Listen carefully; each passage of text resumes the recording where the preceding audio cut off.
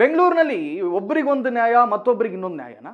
Footpath ಅಲ್ಲಿ ಊಟ ತಿಂಡಿಗಳನ್ನ ಮಾರ್ತಾ ಇದ್ದಂತ ಬಡ ಜನರನ್ನೆಲ್ಲ ಎಪ್ಸಿರುವಂತ ಸರ್ಕಾರ ಒತ್ತುವರಿ ತೆರವು ಮಾಡ್ತಿದೆ. ಆದರೆ ಮತ್ತೊಂದು ಕಡೆ ಸರ್ಕಾರಿ ಸಂಸ್ಥೆಗಳೇ ಜನ ಓಡಾಟದ ಜಾಗಗಳನ್ನ ಅತಿಕ್ರಮಿಸಿಕೊಳ್ತಿವೆ. ಇದಕ್ಕೆ ಸಾಕ್ಷಿ ಲಾಲ್ಬಾಗ್. ಎಲ್ಲಾ ಕಡೆ ಫುಟ್ಪಾತ್ ತೆರವು ಮಾಡ್ತಿದ್ರೆ ಲಾಲ್ಬಾಗ್ ಎದುರು ಇರುವಂತ ಜಾಗದಲ್ಲಿ KMF ನಂದಿನಿ ಮಳಿಗೆಯೊಂದರು ದಿಢೀರ್ ಪ್ರತ್ಯಕ್ಷವಾಗಿದೆ. ಇದು ಪಾರ್ಕಿಂಗ್ಗೆ ಮೀಸಲಾಗಿದ್ದಂಥ ಜಾಗವಾಗಿದ್ದು ಲಾಲ್ಬಾಗ್ಗೆ ಬರೋ 2 ವೀಲರ್ಗಳ ಪಾರ್ಕಿಂಗ್ಗೆ ಸಮಸ್ಯೆ ಆಗಿದೆ. ಈ ಮಳಿಗೆ ಸ್ಥಾಪನೆಯಿಂದ ಪಾದಚಾರಿಗಳಿಗೆ, ಲಾಲ್ಬಾಗ್ ವಾಕರ್ಸ್ಗಳಿಗೆ ಅಡ್ಡಿ ಉಂಟಾಗ್ತಾ ಇದೆ ಎಂದು ಸ್ಥಳೀಯ ವಾಕರ್ಸ್ ಆರೋಪಿಸಿದ್ದಾರೆ.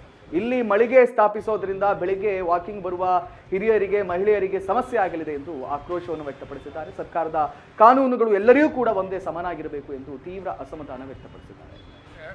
ಆಮೇಲೆ ನೀವು ಬೇರೆ ಈಗ ಸಚಿವರಾಗಿ ಬಂದ ಮೇಲೆ ಫುಟ್ಪಾತ್ ಮೇಲೆ ಯಾವುದೇ ರೀತಿಯಾದಂಥ ಪಾದಚಾರಿಗಳಿಗೆ ತೊಂದರೆ ಕೊಡುವಂಥದ್ದನ್ನು ಇರಬಾರ್ದು ಅಂತಂದ್ಬಿಟ್ಟು ನೀವು ಹೇಳಿದ್ದೀರಾ. ಈಗ 2 ದಿನದ ಮುಂಚೆ ಒಂದು ಮಳಿಗೆನ ತಂದು ಇಲ್ಲಿ ಪಶ್ಚಿಮ ದ್ವಾರದ ಬಳಿ ಹಾಕಿದ್ದಾರೆ ನಂದಿನಿ.